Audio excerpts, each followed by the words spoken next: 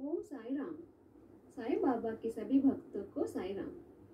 इस वीडियो के द्वारा आज मैं श्री साई सच्चरित्र में से अध्याय 33 चैप्टर 33 पढ़कर सुनाऊंगी।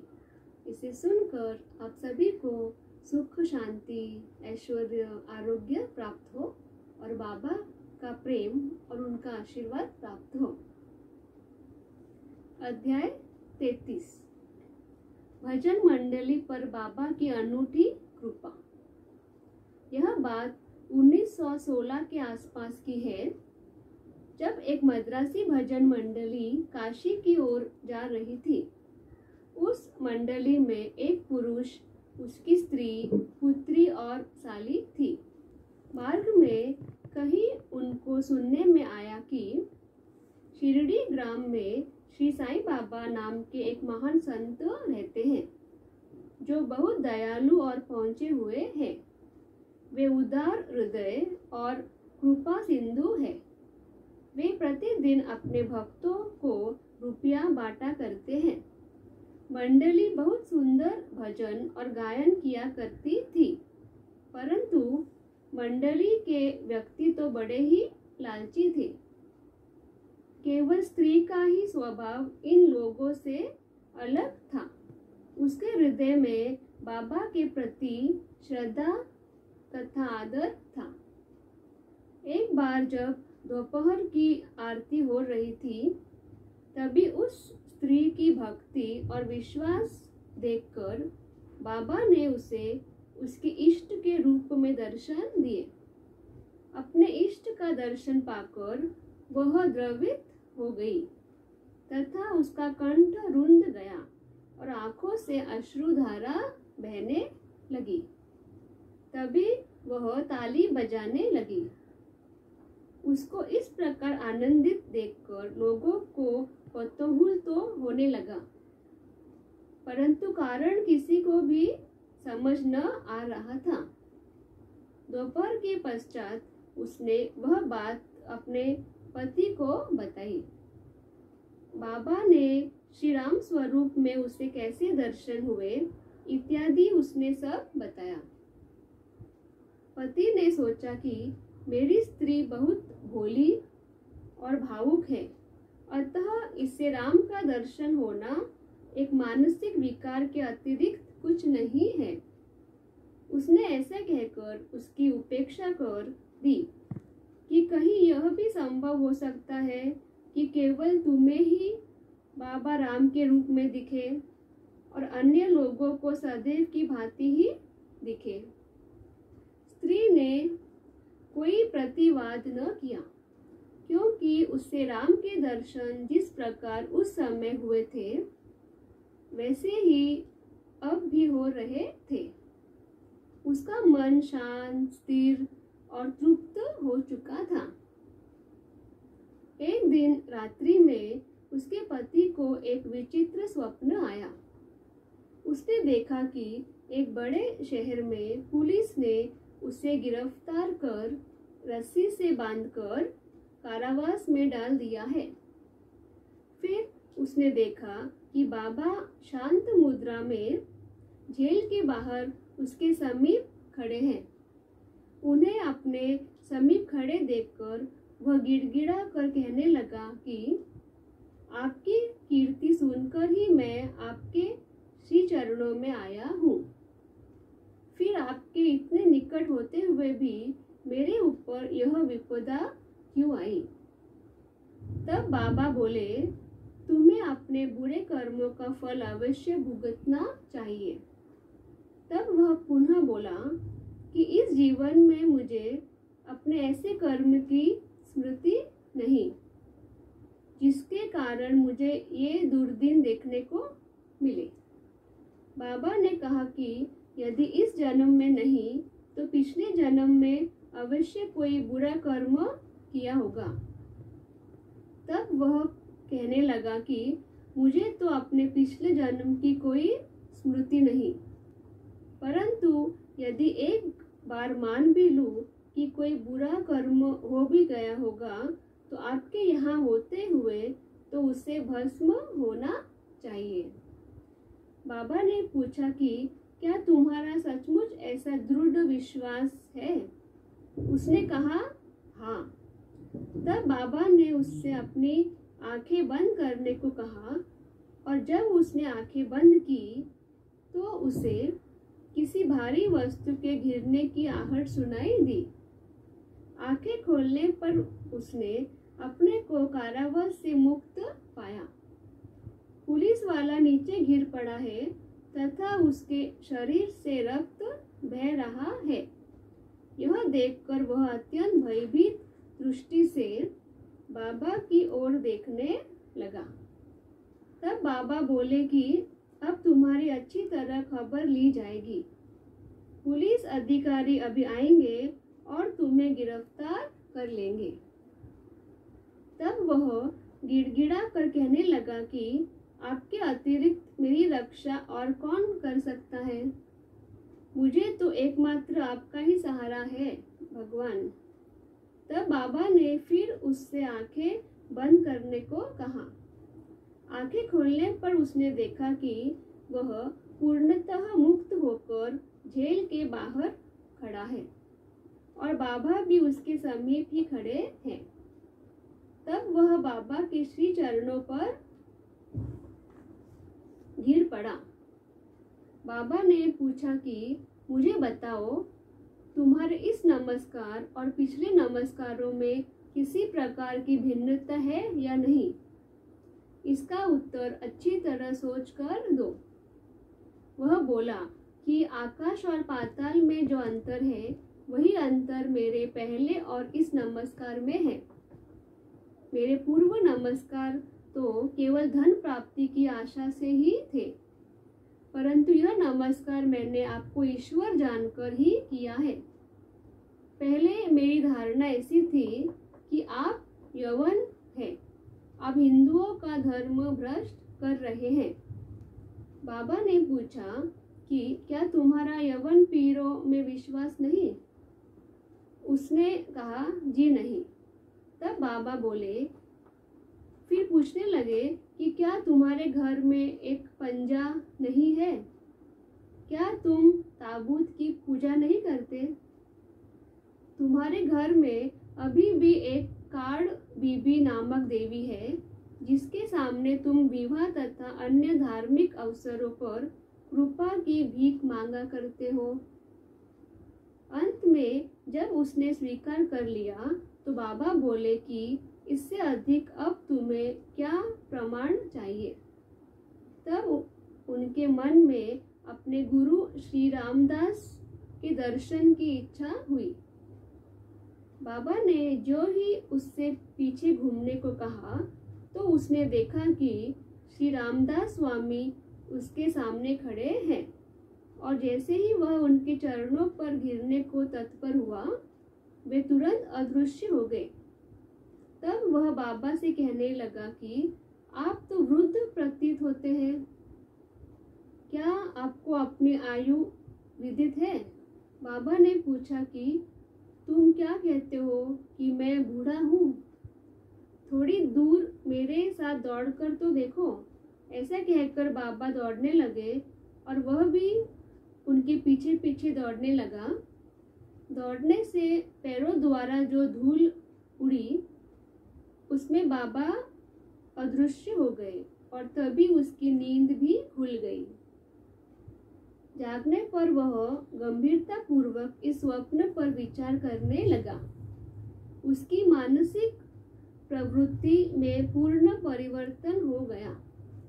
अब उसे बाबा की महानता की विदित हो चुकी थी। उसकी लोभी तथा शंकालु वृत्ति लुप्त हो गई और हृदय में बाबा के चरणों के प्रति सच्ची भक्ति उमड़ पड़ी। दूसरे दिन जब सब लोग द्वारकामाई में आरती के निमित्त एकत्रित हुए तब बाबा ने उसे प्रसाद में लगभग 2 रुपए की मिठाई और 2 रुपए नगद अपने पास से देकर आशीर्वाद दिया। उसे कुछ दिन और रोककर उन्होंने आशीष देते हुए कहा कि मालिक तुम्हें बहुत देगा और अब सब अच्छा ही करेगा। बाबा से उसे अधिक धन की प्राप्ति तो न हुई, उसे अवश्य प्राप्त हो गई, जिससे उसका बहुत ही कल्याण हुआ। मार्ग में उनको धन द्रव्य प्राप्त हुआ और उनकी यात्रा बहुत ही सफल रही। बाबा की कृपा हो तो ग्रह क्या बिगाड़ सकते हैं। बम्बई के निकट बांद्रा में एक तेंदुलकर परिवार रहता था, जो बाबा का परम भक्त था। तेंदुलकर ने मराठी भाषा में श्री साईनाथ भजनमाला नामक एक पुस्तक भी लिखी है, जिसमें लगभग 800 अभंग और पदों का समावेश तथा बाबा की लीलाओं का मधुर वर्णन है। यह बाबा के भक्तों के पढ़ने योग्य पुस्तक है। उनका ज्येष्ठ पुत्र बाबू डॉक्टरी परीक्षा में बैठने के लिए अभ्यास कर रहा था। उसने कई ज्योतिषियों को अपनी जन्म कुंडली दिखाई, परंतु सभी ने बतलाया कि इस वर्ष उसके ग्रह उत्तम नहीं है, किंतु अगले वर्ष परीक्षा में बैठने से उसे अवश्य सफलता प्राप्त होगी। इससे उसे बड़ी निराशा हुई और वह अशांत हो गया। थोड़े दिनों के बाद तेंदुलकर अपने पुत्र की निराशा तथा अशांति की बात बाबा से कहने लगे। उनके पुत्र को कुछ दिनों के पश्चात ही परीक्षा में बैठना था। बाबा कहने लगे कि अपने पुत्र से कहो कि मुझ पर विश्वास रखो। सब भविष्य कथन तथा ज्योतिषियों द्वारा बनाई कुंडलियों को एक कोने में रख दो और अपना अभ्यास क्रम चालू रख शांत चित्त से परीक्षा में बैठे। यह अवश्य ही इस वर्ष वह पास हो जाएगा। उससे कहो कि निराश होने की कोई बात नहीं है। माँ ने घर आकर बाबा का संदेश पुत्र को सुना दिया। उसने घोर परिश्रम किया और परीक्षा में बैठ गया। सब पर्चों के जवाब बहुत अच्छे लिखे थे, परंतु फिर भी संशयग्रस्त होकर उसने सोचा कि संभव है कि उत्तीर्ण होने योग्य अंक मुझे प्राप्त न हो सके। इसलिए उसने मौखिक परीक्षा ओरल परीक्षा में बैठने का विचार त्याग दिया। परीक्षा तो उसके पीछे ही लगा था। उसने एक विद्यार्थी द्वारा सूचना भेजी कि उसे लिखित परीक्षा में पास होने लायक अंक प्राप्त हैं। अब उसे मौखिक परीक्षा में अवश्य ही बैठना चाहिए। इस प्रकार प्रोत्साहन पाकर वह उसमें भी बैठ गया तथा दोनों परीक्षाओं में उत्तीर्ण हो गया। उस वर्ष उसकी ग्रह दशा विपरीत होते हुए भी बाबा की कृपा से उसने सफलता पाई। यहाँ केवल इतनी ही बात ध्यान देने योग्य है कि कष्ट और संशय की उत्पत्ति अंत में दृढ़ विश्वास में बदल जाती है। जैसे भी हो, परीक्षा तो होती ही है, परंतु यदि हम बाबा पर दृढ़ विश्वास और श्रद्धा रखकर हमेशा प्रयत्न करते रहे तो हमें सफलता अवश्य ही मिलेगी। हाटे की वल पापड़ी।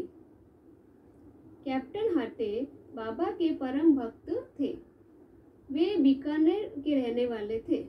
एक बार स्वप्न में बाबा ने उनसे पूछा कि तुम मुझे क्यों भूल बैठे। श्री हाटे ने उनके श्री चरणों से लिपट कर कहा कि यदि बालक अपनी माँ को भूल जाए तो क्या वह जीवित रह सकता है। इतना कहकर श्री हाटे शीघ्र बगीचे में जाकर वाल पापड़ी तोड़ लाए और एक थाली में सूखी भिक्षा तथा दक्षिणा रखकर बाबा को भेंट करने आए। उसी समय उनकी आंखें खुल गई और स्वप्न टूट गया और उन्हें लगा कि अरे यह तो स्वप्न था। फिर वे सब वस्तुएं जो उन्होंने स्वप्न में देखी थी बाबा के पास शिरडी भेजने का निश्चय कर लिया। कुछ दिनों के पश्चात वे ग्वालियर आए और वहां से अपने एक मित्र को मनी ऑर्डर भेजकर पत्र में लिख भेजा कि 2 रुपये में भिक्षा की सामग्री और वाल पापड़ी आदि मोल लेकर तथा 10 रुपये दक्षिणा स्वरूप रखकर मेरी ओर से बाबा को भेंट में देना। उनके मित्र ने शिरडी आकर सब वस्तुएं तो संग्रह कर ली, परंतु वाल पापड़ी प्राप्त करने में उन्हें अत्यंत कठिनाई हुई। थोड़ी देर के पश्चात ही उन्होंने एक स्त्री को सिर पर टोकरी रखे आते देखा। टोकरी में वाल पापड़ी के अतिरिक्त कुछ भी न था।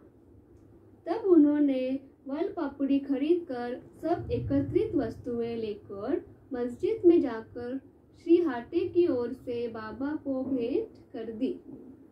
दूसरे दिन श्री निमोड़कर ने उसका नैवेद्य चावल और वाल पापड़ी की सब्जी तैयार कर बाबा को भोजन कराया। सब लोगों को बड़ा आश्चर्य हुआ कि बाबा ने भोजन में केवल वाल पापड़ी ही खाई और अन्य वस्तु को स्पर्श तक न किया।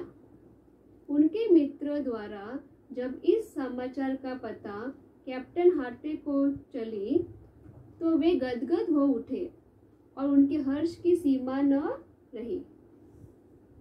हाटे का रुपये हाटे को।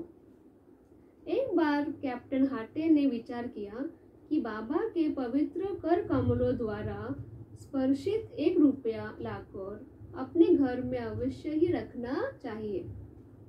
अचानक ही उनके भेंट अपने एक मित्र से हो गई जो शिरडी जा रहे थे।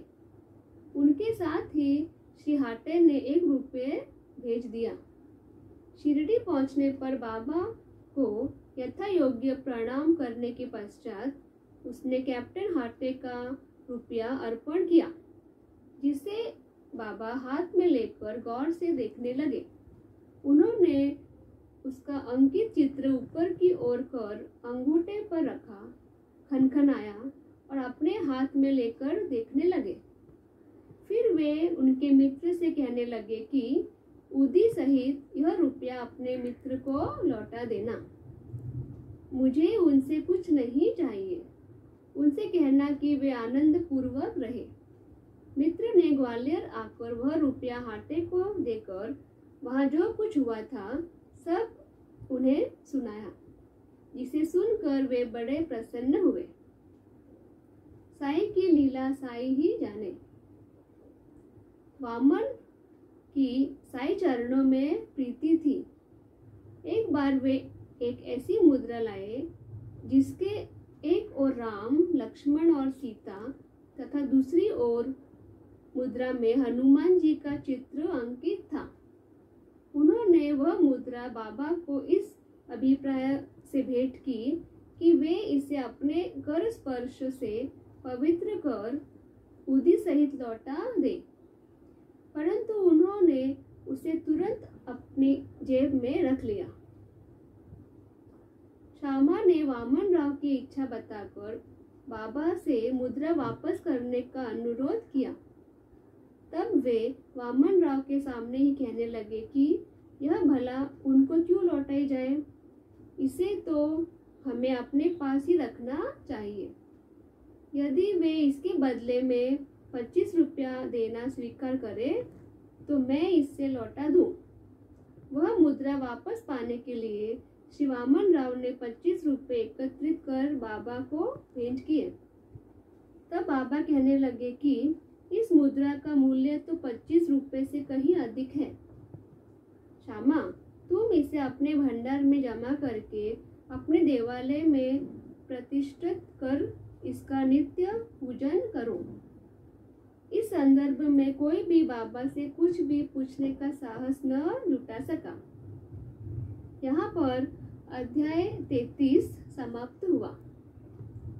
बाबा की लीला बाबा ही जाने।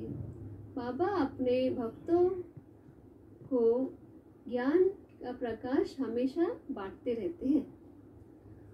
Thanks for watching. Please like and subscribe to watch and listen more on Mere Sai Baba. Om Sai Ram.